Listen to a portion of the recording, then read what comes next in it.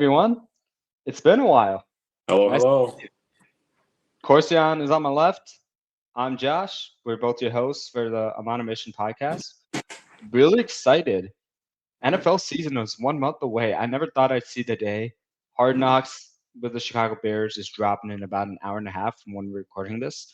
So I can't wait to get my hands on that. I saw the saving clip with Matt Eberflus, and I'm like, this is what it's all about. And I'm really, really excited for this season.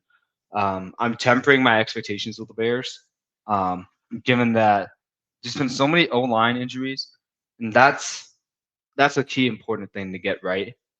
I'm really excited about the situation and what's around Caleb Williams as far as skill position, but nonetheless, I'm really excited to see Hard Knocks.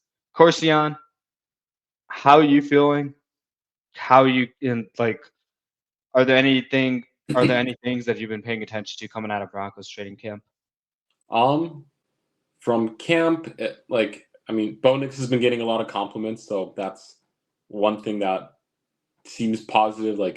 Obviously, I think the big news with the Patriots, is like Drake May hasn't had the best of camps so far, and so I'm very much in a happy mood when I see Bo Nix is getting a lot of praise from his camp when there's a reality where people are saying Zach Wilson has the likelihood of being the starter for the Broncos going into the season because Bo Nix just looks awful at camp. So I'm glad there's positive news coming from that end. And I hate to be that guy, but this is exactly my worry with Drake May. It's the compare him with a guy that stresses footwork as a coach in Alex Van Pelt and Drake May, whose limitations include his footwork right now. He has to absolutely get that right. I'm not surprised to hear the news about Drake May. I think that's a real concern. Can I think it can grow from that? Yeah, 100%. Maybe it's a problem Brandon Ayuk can solve. I know it's down to three different teams between the Steelers, the Browns, and the Patriots, and I'm not sure how much of the Steelers and the Browns having a trade package lined up is true because both teams are in the same division. They're pining over the same guy. It's gonna be an interesting situation to watch. So might have some more news on that. But today we're gonna be talking about our top 10 QB breakdowns. So Korshan has a list of his top 10, and I have a list of mine. And we look at quarterbacks differently. We have we have different areas that we look at. Obviously, winning is important. Obviously, touchdowns are important. Limiting the amount of interceptions you throw is important.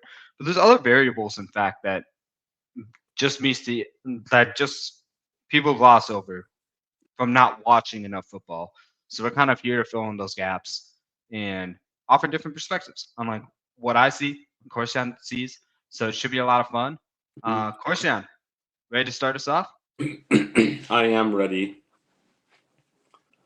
Trying to figure out the best way to introduce my guy without keeping everybody on their toes. You got it. You got it. Yeah, but so for my number 10 guy, um, I think he has two number one receivers on his team. One of them or both of them, I think, just recently got some pretty big contracts, or at least reconstructures, which is pretty exciting. This team, they performed pretty well last year. A lot of pass yards, a lot of rush yards, a lot of explosiveness, I'd say.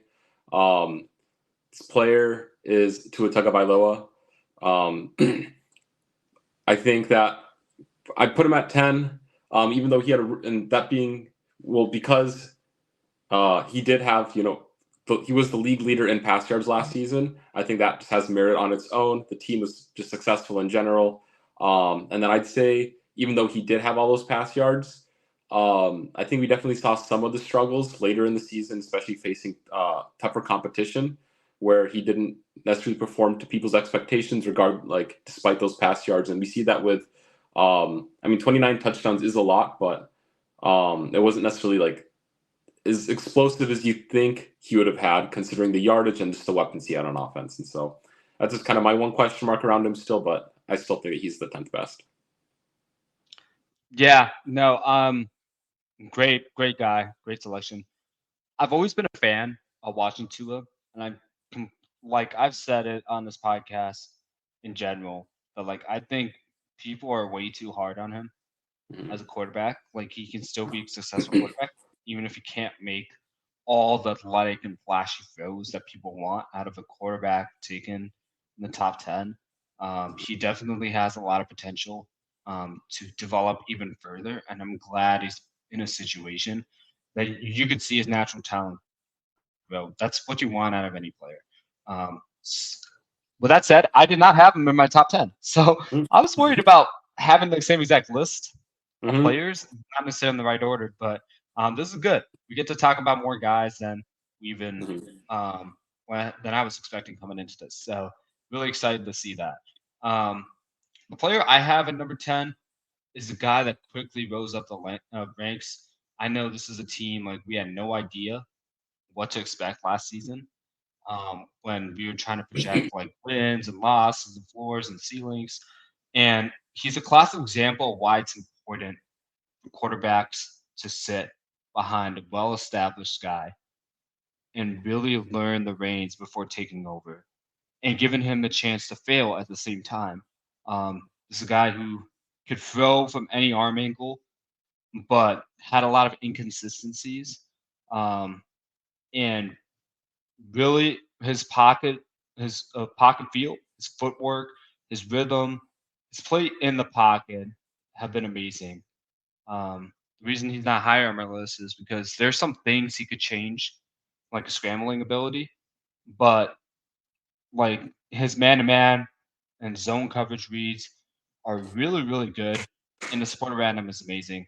It's Jordan Love out of the Green Bay Packers, and if I'm talking about this, this is like a, a worst case scenario. But I mean, 32 touchdowns, second in the league, back half of the season, he was the best quarterback in Mhm. football at that time. Um, 11 interceptions, like QBR 62.1, yards 4,159. We get it. We get it. But if you look at him, he's normally not throwing interceptions at a high rate.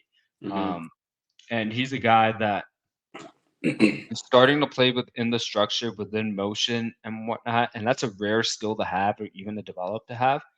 Um, this is a guy who I could see continue to climb. Mhm. Um, now, the Packers are changing things around him with the running game. So, one thing I want to see is how big of a factor do Josh Jacobs and Marshawn Lloyd play after letting go of Aaron Jones? Because at times, Aaron Jones took over last season. Mhm. But you could definitely tell in the second half of the season that Jordan Love was on a heater, and it made the decision to let Aaron Jones go in the offseason much more easier. The Mhm. fact that they have a quarterback like that, and Mhm. the fact they invested in him already after one excellent season proves they're right all along in selecting this guy. Mhm. Yeah, Jordan Love. Yeah, he played phenomenal last season. I was really excited for him. He just missed my top 10 list, and literally the only reason is just because he's had one season of success so far. Um, I think I would like to see at least one more year of good football from him. He's like if he had multiple years like the year he just had, he'd probably be around maybe 5 to 7 on my list here. But just the single year of success, I think, has me pushed out to like around the 11 to 13 spot. That's fair. Mm-hmm. That's fair. Again, it's a difference of standards and how we view players. So, Mm-hmm. I mean, that's can't disagree with that. Mm-hmm. Yeah. Um, and so me on my number 9 guy now. Um, Go right ahead. okay. um, there's this is my number 9 guy. He has from the get go, he's been a pretty successful quarterback. I think early on, I guess even though he was playing good, I feel like there's a lot of people that have question marks still about him. I feel like it's less and less so as his career's gone on, but I think that part of it is just the talent around him. It's hard to see how much the quarterback's doing when you just have extreme talent surrounding you at just throughout the offense. But he's shown up, he's produced, he's taken his team far into the playoffs. And I assume that he'll continue to do so. And this being Brock Purdy, I had him and two. I was like debating between him and Tua at my number 9 and 10 spot, and the main deciding factor with that is Purdy's just playoff success kind of had me push him a little bit higher than Tua, whereas I think both definitely see a lot of I think boosted success because just the talent surrounding them is unbelievably good. But it still takes a skilled quarterback to execute plays, make reads on the defense and whatnot, and so he's still he is in my top 10, and I just have him a little bit over Tua Tagovailoa. Shocker alert! My number 9 guy is also Brock Purdy. Crazy. Yeah. Wow. Okay. Here it starts. I guess it took only the second mention of quarterbacks to get a line there. But absolutely great situation. Now, obviously, if Brandon Ayuk gets traded, I think the perception of him is going to change to another average quarterback. Even though he still has a boatload of weapons in Kittle, Samuel, and McCaffrey out there. But I think the one thing that stood out to me, and I kept mentioning this when we were covering the 49ers, like in our series, and also when after the game they had against the Bengals. That is the game that showed me that Brock Purdy is for real.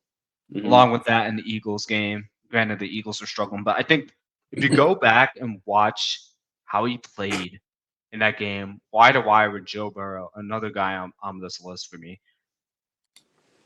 it's just the ability to not flinch. It's the ability to stay calm in the pocket, not even keel, getting the ball out to his receivers, pocket feel, scrambling ability. He's just I don't know why the perception of him is just like pure pocket passer, because it's not. He's just a creator. He's a great creator. He knows himself best, and he operates within the scheme as well. So a lot of the emphasis so far on my quarterbacks have been how well they operate within the scheme and what can they do beyond that. I think Brock Purdy can do both. And the only reason he's not higher on my list is because he just doesn't have the athletic traits or like the arm talent that some of these other guys have in my book. So it's just from a scouting quarterback perspective. That doesn't mean I don't think he can not win a Super Bowl or lead a team that far. Certainly not. It's literally just a talent player when I'm considering this list. So that's why I have him at number 9. Mm-hmm. Good choice. I like it. Glad you do. Yeah, I think it's a good spot to put him. For my number 8 player, I didn't know where to put him on the board necessarily. I mean, like he was going to definitely be in the bottom half of my top 10 here. The past 2 years, he's had some struggle with injury, but I think when he's healthy, he puts up pretty good numbers. He's able to let his receivers eat pretty much. He's had playoff success. I think that a lot of people were excited for. And this player is Matthew Stafford. Yeah, it was kind of weird how my top 10 doesn't have too many 30-plus-year-old kind of players.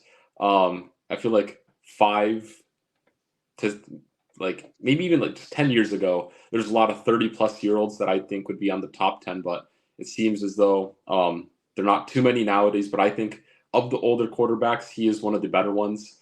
And obviously, last season, he missed 2 games, still almost had 4,000 pass yards, had about 24 touchdowns. I think, those 2 additional games, you get him to 4,300 yards and 28 touchdowns. A lot of people are having Matt Stafford on their radar in terms of being an elite quarterback still. And so I'm there. He's still older though. And so that's what keeps me from having him even higher on the list.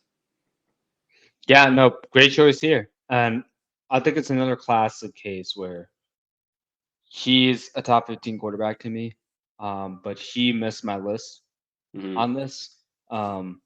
With that said, he could easily get back in the top 10 list for me Mm-hmm. after the season.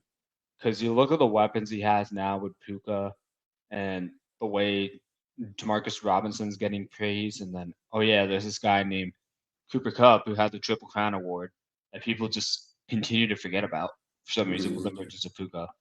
And while Puka's dealing with the knee injury, that's a little concerning. But just the fact you have those weapons, they just invested in another great running back in Blake Corum. And from year one in the scheme of McVay, he led them to a Super Bowl. Mm-hmm. You look at all these variables combined, and Matthew Stafford being the poster child for like unique arm angles, like just a great arm talent. Like that's I don't have any qualms with putting him number 8 here Mm-hmm. when looking at your analysis of him. For me, it's it's the elbow. It's the elbow and it's the injuries he sustained over his career where it's like Mm-hmm. if you're looking at a 3-game stretch, yeah, Matt Stafford puts up top 3 numbers comparable to the guys I have in the top 3. But I'm looking at a 16 game, 17 game sample size. I don't I don't think he's gonna hold up for that long at this stage of his career. That's what's kind of like docking him for me, and keeping him on this list with these Mm-hmm. other guys. But um, a viable candidate for sure. Mm-hmm. Yeah. For me, this next guy was actually an MVP candidate last season. The reason he's lower on my list is one, I think this team did a horrible job of continuing to build on the success that they had last season with unlocking this quarterback. Um, Led the league in touchdowns, second in QBR to Brock Purdy, third in yards at 4,500 passing yards. For me, it's Dak Prescott. Mm-hmm. That is the guy I'm rolling with at number 8. And I know it's outlandish to have him here, but for me, I think it's just I think it's situation dependent for me because it's like how much of it was CD versus him like just operating the scheme at a high level, making calls at that stage. That has me high. The reason I say that is that's what's keeping me from keeping him at top 5 compared to the guys I have on the list. And with Dak, I almost feel like I need to see another repeat year or 80% of him before I really like, oh, that's a top 5 quarterback. But he's Mm-hmm. not that far off. That's why I have him at 8.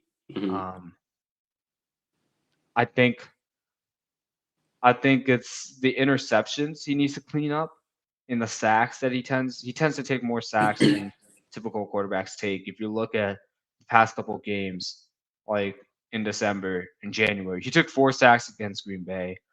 In losses to like Buffalo and Miami, he took a combined 7 sacks and then 3 sacks against Detroit, which should have been a loss if you think about the way that game ended.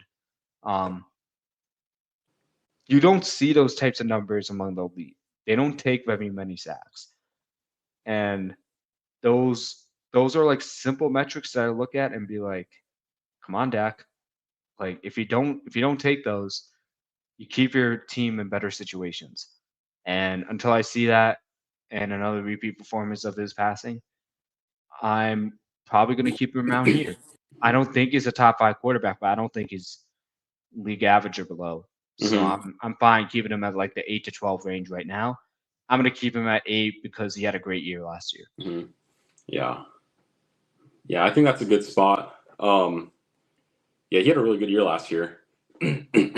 Yeah, but going into my number 7 person, this person is also an MVP candidate last year. He played really well. He led the league in passing touchdowns. My issue is that over the offseason, it doesn't seem like they spent too much to build upon their last year's success.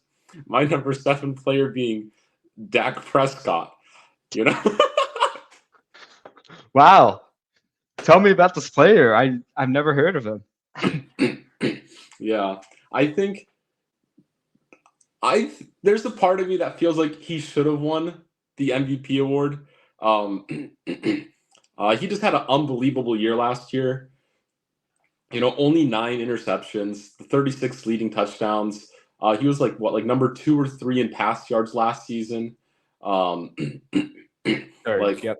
Yeah, there's not like outside of the sacks. I mean, which it's up and down for.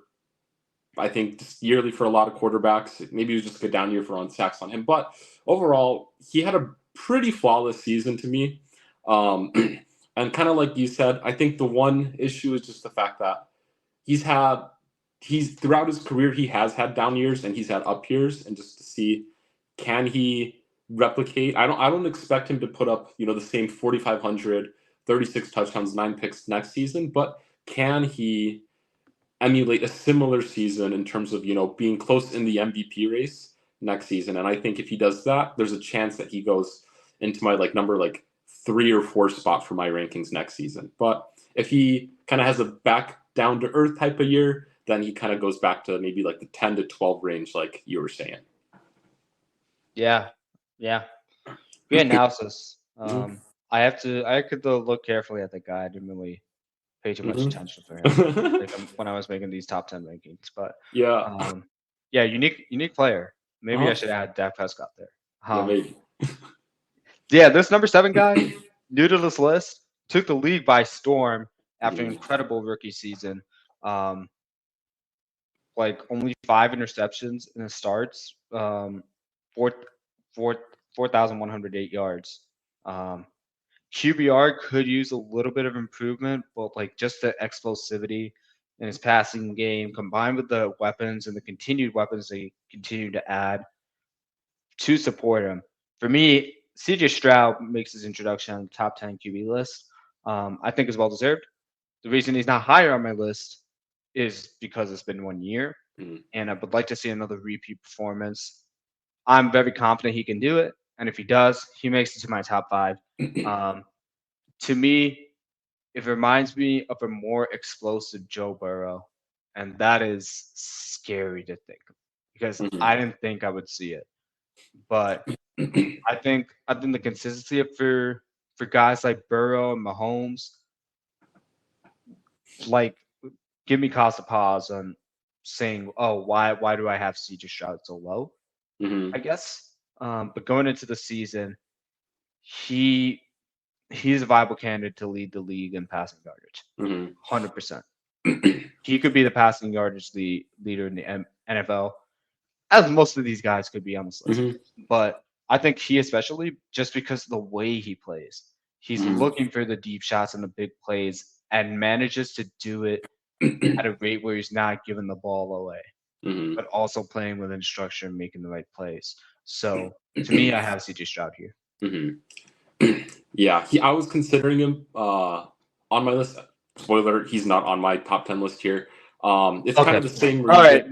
we're gonna end this. This is ridiculous. You do not have CJ Stroud as a top 10 QB It's the after same reason everything with he did Jordan last Love. year. Just he's had a rookie year of success. I mean, hypothetic. I mean, I don't assume he does bad, but I mean, like for the same if I put CJ Stroud on this list, Jordan Love's on this list too.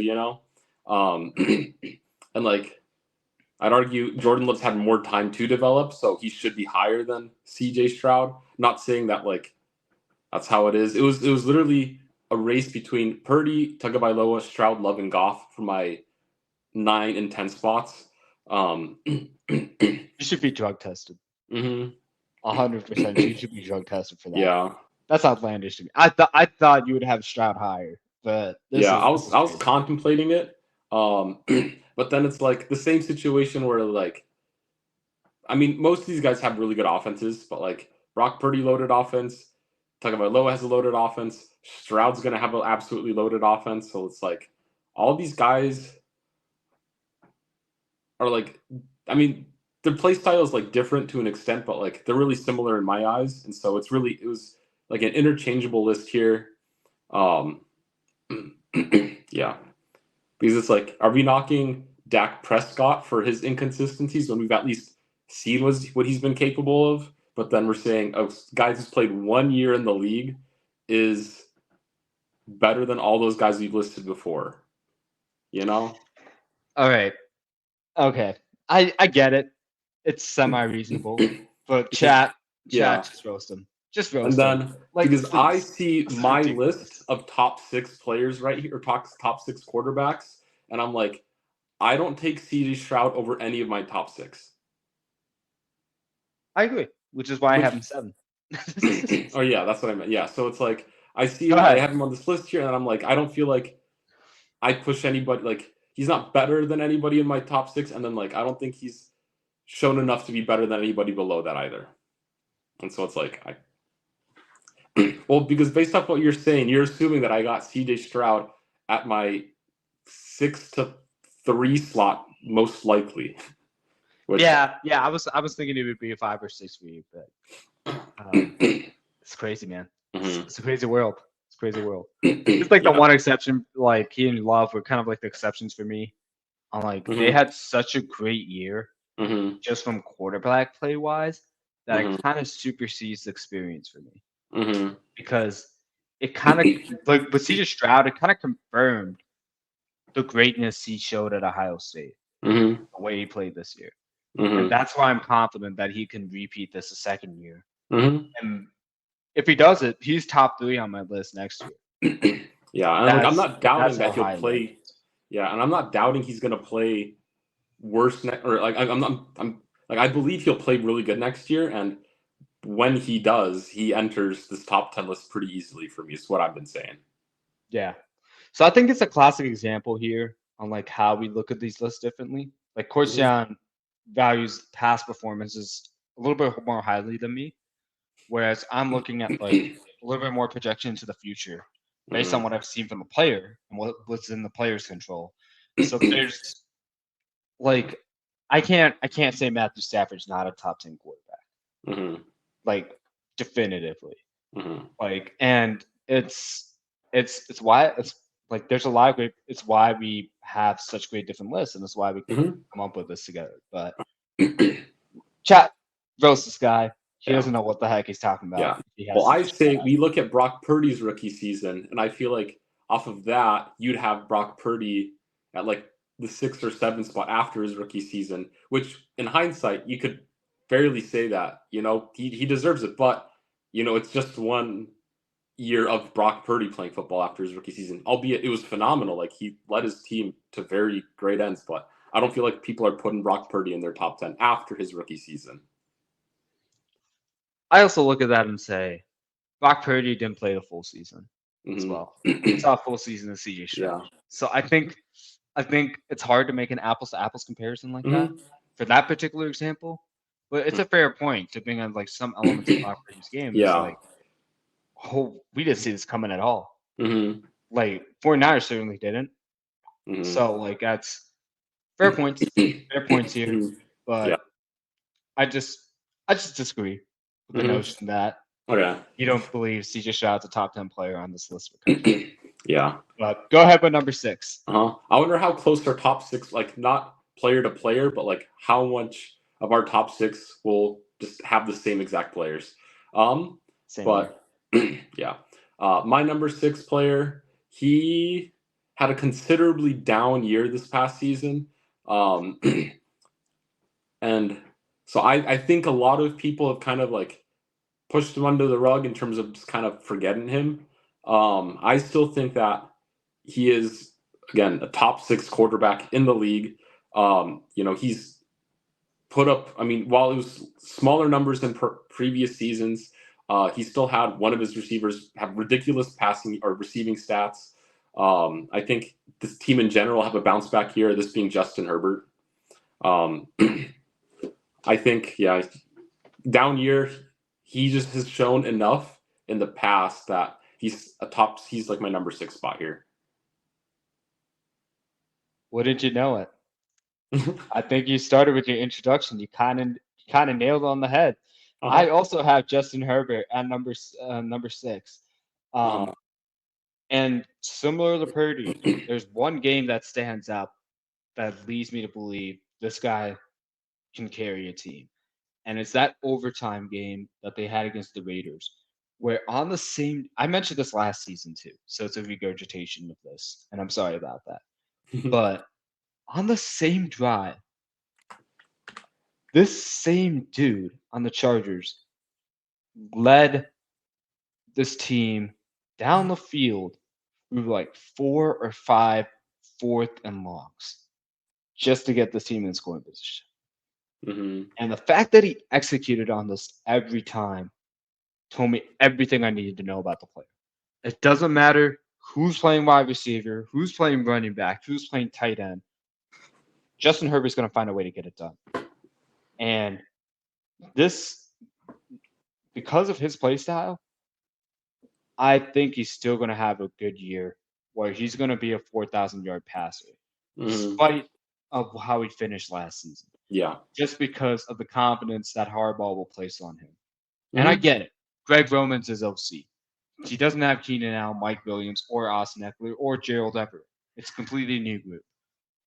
But I think the combination of the young talent they have there and the opportunities that will be out there to be aggressive will help him develop into a more well-rounded quarterback because now he doesn't have to focus on hyper targeting Keenan Allen to have a superb season.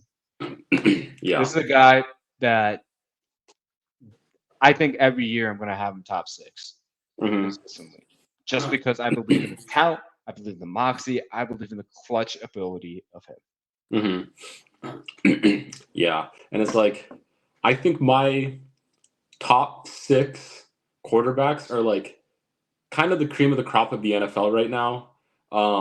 Where it's like they're like season to season, I feel like they can be really interchangeable. It just so happens that just lack of overall team success and then just a down year last year had me put him at the number 6, which is the worst of my like tier 1 quarterbacks, I guess. Yeah, and with that said, like this is not a fantasy list. So don't go into this saying, "Oh, I gotta draft Justin Herbert in like the 7th round because I believe he's going to be a top 6 QB scoring wise." Fantasy is completely different from like how we view these players. I'm going to make this list. So like he could very easily be the top 13 fantasy QB this year, just because of the situation and the fact that his weapons are not Keenan Allen, Mike Williams, and Austin Eckler. But that doesn't mean he's not a top 6 QB talent wise and his abilities. So I think that's an important outlier to throw out there. So we're just checking ourselves here. Don't blame us if Justin Herbert is not a top 10 QB fantasy scoring wise. Yeah. It's funny that we've had 2 so far that have just been like match for match. I kind of like I try to be kind of cute with my top 10 list, specifically in my top like 5 or so. So I feel like we'll have a lot of same players, but in different orders now. I don't know. We'll see. I try to throw people for a loop in my top 3-ish. But anyways, my number 5 player here, I think, just throughout his career so far, he's been a superstar. He's been kind of a hot shot quarterback. Kind of looks like Eminem right now, I guess. But he's balled out. He has good talent around him. I think he elevates the talent around him. His team's good in general. It's Joe Burrow, my number 5 slot here. I think a year ago, I could maybe have him at like number 3. But just the fact that he's had multiple injuries throughout his career, and then we saw how well the team played without him. I think he's still miles better than like the backup quarterback. Yeah. But just the fact that the team was able to at least stay afloat and be like in playoff contention with him being hurt kind of like had me knock him down a little bit. Granted, most of these teams are already like, of these top 10 quarterbacks are already really good, that I believe that most of these teams will be competitive without their starting quarterback necessarily playing. But just like seeing it firsthand with the Bengals kind of pushed him down from like that maybe 3 spot to the number 5 for me. Yeah, I love Joe Burrow, one of my favorite QBs to watch in the league. I am not scared off by his injury as far as like his talent level. So, but again, you value this list differently than I do per se. So I did not have him top 5. I did not have him. Kind of gave that away. There we go. There. My number 5 guy also had a down year by standards, and it was a big shocker compared to how they started the season. But this quarterback situation is probably one of the best in the league. But he's been there before. He's done that. He's gotten super close. You have a primary threat that can win against any man coverage, zone coverage, anywhere on the field. You have a guy at wide receiver on the opposite end that can win man to man and has enough skill to beat the opposite corner that's not tasked with guarding the number one receiver. You have a tight end that almost everybody forgets about, but made another tight end leave to a different team.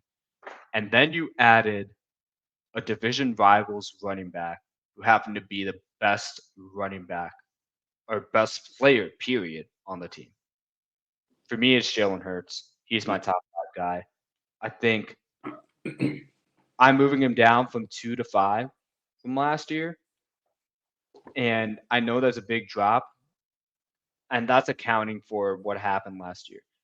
But I think going into this year, he could easily be the MVP of the league again, Mm-hmm. be the passing yard leader, just like Stroud, just because the weapons around him, but also because he is a superstar in his own right. He can make big plays for the air. His legs are still a weapon. I think with Kellen Moore, he's going to be fully unlocked. Saquon Barkley is going to make him even more dangerous on Mm-hmm. reactions. Look out for this guy because he's about to wreak havoc on the league once again. Yeah. He was really good last year. But I do see how you're like put him at number 5. He had a little bit of a down year in comparison to I think what a lot of people are expecting. Despite I think he had. I mean, fantasy stat wise, he was definitely inflated with all the rushing touchdowns. So I feel like that's the one part that may keep people like as hot like higher on him. um, which led me to putting him at my number 4 quarterback, just right out there. Um, yeah, and so it's like, though he was objectively worse than he was in years past, I think he poses a threat every single game.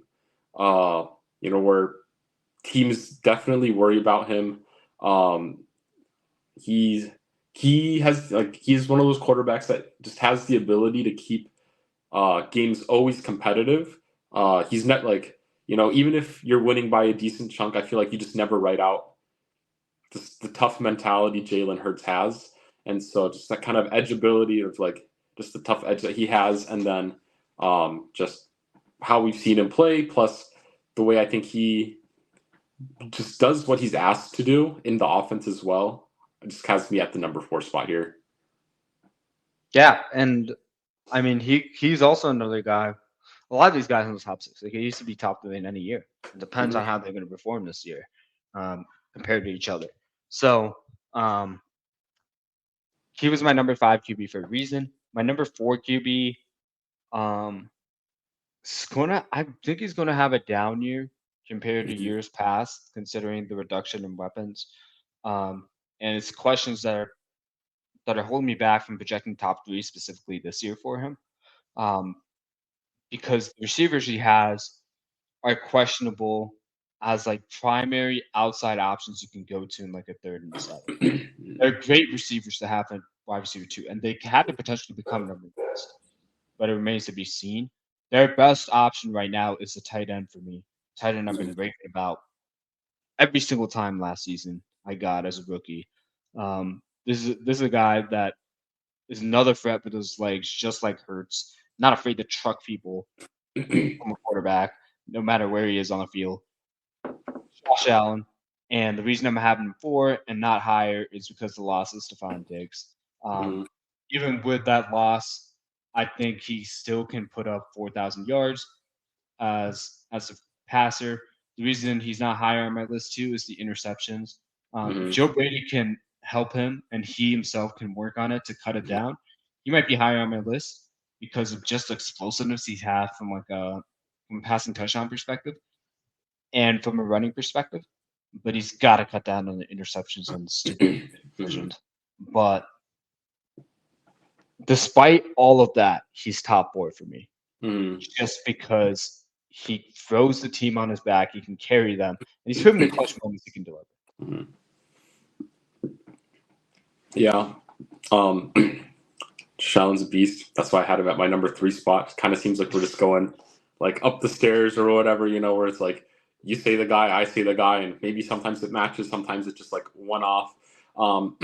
What had me at number 3, it was like a down year for him, but I think just with how strong the end of season push was, kind of showed me what Josh Allen is. We kind of saw Stephon Diggs less and less towards the end of the season too, which helped me feel at least feel more comfortable with the departure of Stephon Diggs going to this upcoming season. I think they worked to address the receiver room in the offseason as well by having guys like Khalil Shakir. Obviously he's been there, but then they brought in a few other guys that I think, while they're obviously not Stephon Diggs, are still talented players, and I think one of those guys will break out. And then additionally, you had a offensive coordinator change mid-season, and while it was a good move, but like there's always question marks around changing your offense that way, especially in the middle of the season when you're trying to make a playoff push, and the fact that it was just kind of done so flawlessly, and they ended up finishing, I think, a lot scarier than what a lot of people expected around that mid-season mark. Had me put him at this number 3 spot. But I think,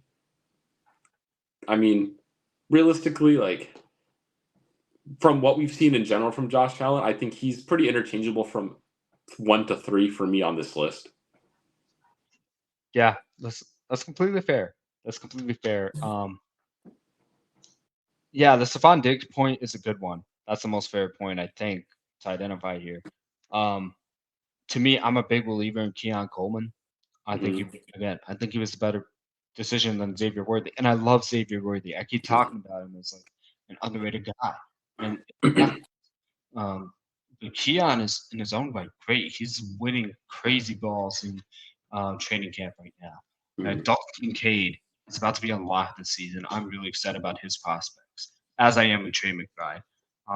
But notwithstanding that, I think the emergence of James Cook and the check down option, he could easily, another guy, can vault in the top 3 again, because now you have a check down option that can help limit those interceptions a lot of times.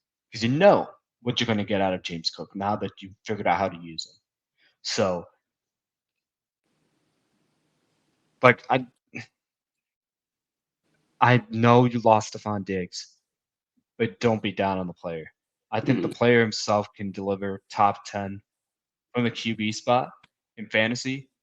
And if you get that out of Josh Allen, you made a worthwhile investment if you draft him. So don't underestimate this guy just because the weapons are not as good as before. Because they lost one receiver. They just lost one. They can make it up in different ways. I think they've proven that. Alrighty. Yeah, but I don't really consider Gabe Davis. Sorry. just had to throw that in there. Just had to throw that in there for the guys. Yes, they did lose more than one receiver. Okay, my top 3 guy is a bit ballsy, for sure. You had already talked about him, but I can dive into why I have him at top 3. I just really love the weapons he has, and especially the rookie that just got drafted. But also, he is clear cut above the rest, including Mahomes, as far as decision making, pass placement, and creativity with the football.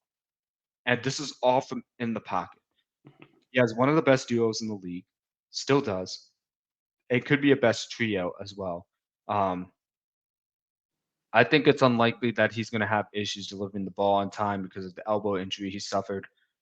And yes, he's had terrible luck, terrible luck with injuries so far for this season. But he's the one exception that's not keeping me from having him top 3 on this list. To me, is Joe Burrow. I think Joe Burrow is another guy like Jalen Hurts out on a vengeance. I don't really look at his stats as indicative of the player because, again, he missed half the year. He missed half the year this season. And I get it. The Bengals were in playoff contention despite being without him. But I think in some cases they overperformed. They really did. And I think you're going to see a lot more out of Joe Burrow without Joe Mixon on the field this season. Because Joe Mixon is a dynamic, and does not to discredit Zach Moss or Chase Brown at all, because I think they're fantastic options. But I think the wheels are up on this passing offense. They're going to show themselves again, and I think he's going to show the NFL what was missed out. Like they're going to have a large part to say like how the Ravens and the Bengals do this year. So, Joe Burrow, top 3 quarterback for me. Yeah, and I think normally I'd have him as like it's hard because I just feel like my top 5 list is just so interchangeable from like a year-to-year basis. 100%.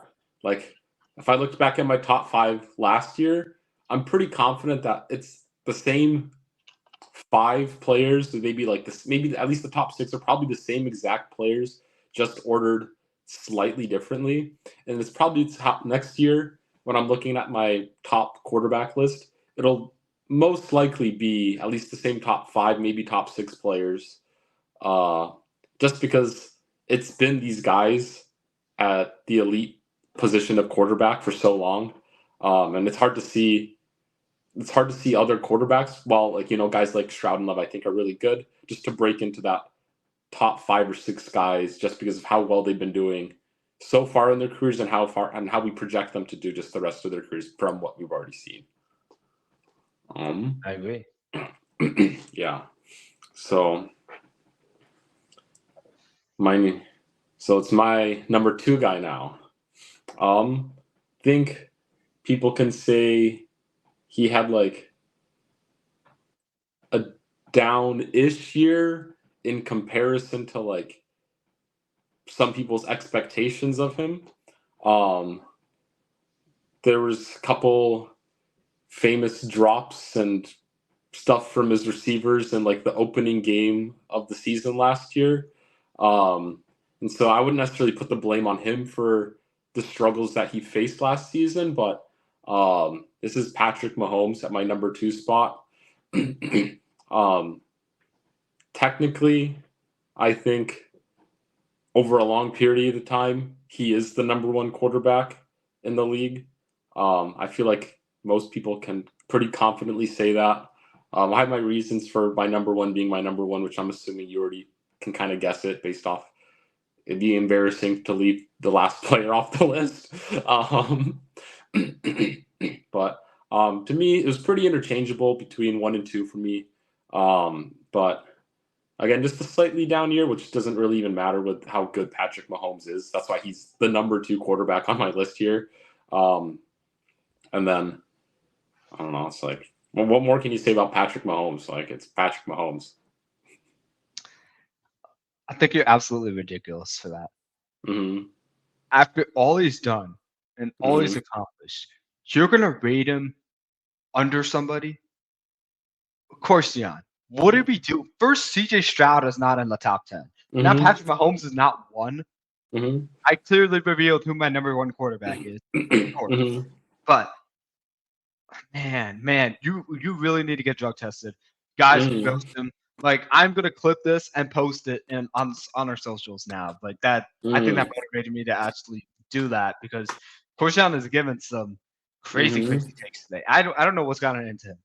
Patrick Mahomes had one of the worst situations as far as outside weapons that you could imagine, outside of Kelsey. And he won the Super Bowl. He beat a gauntlet of teams on the road. This is supposed to be the year that the Chiefs were not going to win. They had no chance of winning. The way they started out. And they just figured out a way, a way this guy adjusts and plays. And in the crucial moments, he steps up every single time. Unbelievable, Corstian. Actually, crazy. I can't believe. My number 2 guy was MVP of the league last season, Lamar Jackson. I'm not even going to spend time like going into that because I'm just dumbfounded by that. Mm-hmm. MVP of the league, 24 touchdowns, 7 interceptions. He's deserving of it because this is the one question about him. I knew he had the potential to be a passer. But we didn't see it yet. So I rated him lower last season compared to Jalen Hurts because we saw it from Jalen Hurts. All it took was an OC and weapons for this guy to pop out. And this guy popped out, showed out. Ravens have one of the best seasons by far, rushing offense, passing offense. All it took was a coordinator change. And this guy can do it all. He literally can do it. He can carry it off. And I think he can continue to do it again because they got Derrick Henry. It's the same thing with Jalen Hurts. The read option is going to be unstoppable for those two teams, the Eagles and the Ravens. You're not going to be able to key in on any guy. Mm-hmm. And even with the loss of Odell, I don't think it's going to be a big deal because they got Zay and they got Mark. And the other guys around him are just cherry on tops. Because Bateman and Likely, they can add whatever value they can. And this guy now, with the right situation, obviously the right coach to help develop him from scratch, OC, he is not going to stop. He is not going to stop. The reason I don't have him number one is because he hasn't won the big game. And the guy above him has 3 times. So that's why I can't put him above. That's the experience that's preventing me from putting this guy above Patrick. Yeah. So my number one guy, obviously Kenny Pickett. If you haven't figured that out already, I'm expecting him to usurp the starting job for the Eagles and lead his team to glory. He has all the right pieces around him that the Steelers couldn't offer him last season. So Kenny Pickett is my man. Yeah. I was really about to end the show, man. After all the takes you laid out today, I'm like, the Kenny Pickett one takes the cake. Wow, unbelievable. Who's the Ashton? Danny Jones. No, it's obviously it's Lamar Jackson. I mean, this kind of being all the reason that you stated. I mean, he won the MVP award, and it's kind of just like over just the course of last season in terms of ranking him. That's what gave me the edge over him, over Mahomes at least, is just the fact that it's the single player award is what he won against the other top quarterback. Whereas, like, you know, they had he also, I mean, like, you lead the team to the best record in the league. So that's kind of like your argument in terms of like winning games last season. And like, I mean, Lamar has an elite defense, but like, so did the Chiefs, and so it's like, it's like I said, it's pretty interchangeable. I said long term, Patrick Mahomes is number one, but just over last season, and that kind of being thought about, that's why I had Lamar Jackson as my number one, just because he was technically the best quarterback in the league with MVP. Yeah, I mean, until it mattered most, I think the one question with him is, can he win the big one? And until he does that, I don't think I can keep him above Patrick, which is why I have him number one. Because he's done it 3 times. He's squared off against Tom Brady. Not saying he's had success, but like he's been battle tested. But Joe Burrow, Brock Purdy, he's faced the 49ers twice. Like, he's the reason why the 49ers are like trying to figure out the situation right now, because they should have a Super Bowl with the kind of rosters they picked up. They had a near perfect team. The Ravens had a near perfect team. Like, the Bills cannot figure out to beat the Chiefs because of this guy. When the chips are down and the backs are against the wall, he steps up time and time and time again. I don't want to keep him number one because I'm tired of seeing the Chiefs win. And the only reason I can only see you having Patrick Mahomes not number one is because you're a Broncos fan and you're salty and you're tired of the Chiefs constantly winning and winning Super Bowls. I'm flexing on it in the rest of the division because I can't fathom how you can't have this guy number one. I'm pretty sure last year I put him at my number one spot. Oh, I could. Well, I mean, if he watches this somehow, you're screwed, Corstian, because you just gave him ammo. You said there's one player better than Patrick Mahomes right now. Mm-hmm. And if they win next year, this is on you, my guy. This is on you. I mean, like, Patrick Mahomes is even voted as the best player in the league by NFL players. So, well, that list is crap because Jalen Johnson wasn't even on the top 100 list. as he shouldn't be. I'm just kidding. He was really good. Yeah, I mean, it's a going not to go on a tangent with that, but like it's like top 100. Like, what are they rating on? Oh, he's so big, he's so fast, he's so strong. Like, they don't go into like the technical nuances, even though they're players, because they're just like, wow, this guy's absolutely amazing. He crushed it last year. His stats were amazing. It's like, no, there are like technical aspects of his game that make him great. And same thing with Patrick Mahomes here. He finally played with himself and within himself and trusted the team around him to make plays. That was the only thing he's missing. He could do everything else. And I think going into the season, having competent receivers is going to vault him over the top of Lamar Jackson. Because that was the one thing he was missing. And he had Matt Nagy as an OC. Mm-hmm. And they still somehow won the Super Bowl. Could you not script it any better? Yeah. Now, who is going to be the worst starting quarterback in the league next year? Oh gosh, don't do this to me. Zach Wilson? He takes the job. I mean, I think it's tough for me because there's just so many great quarterbacks right now in the top 15 to 16. Like Jared Goff didn't make the list for me. Trevor Lawrence, Aaron Rodgers, Matthew Stafford. Like that's 14 right there. And then like Kirk Cousins has been having solid years. Worst quarterback? I'm gonna say Will Levis. Will Levis? I think it's Will Levis. Mm-hmm. I think that's pretty valid. It could easily be one of the rookies, but I think Will Levis has a lot of flaws in this game that are going to be hard to correct. I'm gonna put down Daniel Jones. Another good one. Another good one as well. Yeah.